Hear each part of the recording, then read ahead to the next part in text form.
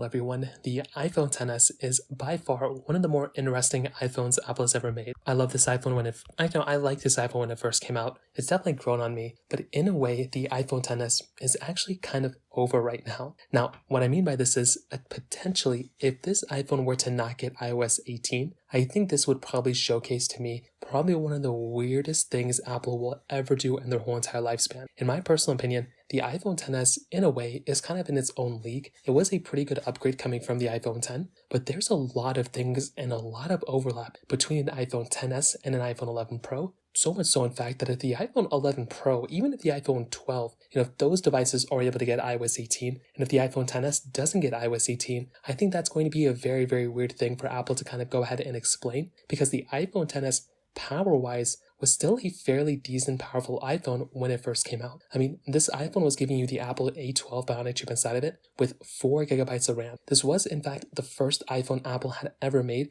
with 4 gigabytes of RAM. So this in and of itself would kind of showcase, in a way, an iPhone that's kind of in its own league. It was the fastest iPhone when it first came out, but it was also a very, very powerful iPhone too. Those are some very big things to kind of keep in mind with this particular device. Now, the iPhone 11 Pro also had 4 gigabytes of RAM. The iPhone, 12 also had 4 gigabytes of RAM, and the iPhone 13 also had 4 gigabytes of RAM as well. Now, I don't think the iPhone XS should last as long as the iPhone, 13, but I do think in a way, because the iPhone 6S lasted as long as the iPhone 7, the iPhone 5S lasted as long as the iPhone, 6, so on and so forth, I feel like, the iPhone XS, considering it is the last S type of iPhone, I feel like Apple should totally end this thing off with it getting probably one of the biggest updates it can get, which is rumored to be iOS 18.